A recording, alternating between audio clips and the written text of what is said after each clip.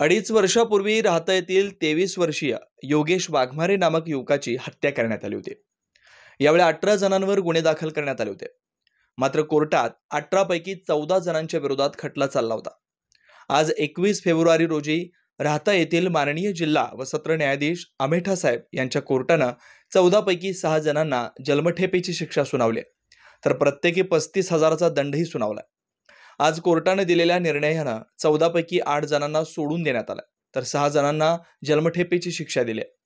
यामध्ये आरोपी रवींद्र दशरथ कटारनवरे वय 35 राहणार राहता, वीरेन दशरथ कटारनवरे वय 32 राहणार राहता, विशाल मायकल मोकळ वय 28 राहणार राहता, राहुल एकनाथ धिवर वय 30 राहणार राहता, योगेश संजू निकाळे वय 25 राहणार राहता, ललित बाबासाहेब पाळंदे वय 27 राहणार राहता यांना माननीय जिल्हा व सत्र न्यायाधीश अमेठा साहेब यांच्या कोर्टानं जन्मठेपेची शिक्षा सुनावली। तर महेश पाळंदे, मनीषा वाघमारे, गौतम पाळंदे, अमोल पाळंदे, दशरथ कटारनवरे, रतनबाई कटारनवरे, सोमनाथ लुटे, उत्कर्ष लुटे यांना सोडून देण्यात आलाय। ब्युरो रिपोर्ट, KW11 न्यूज, राहता।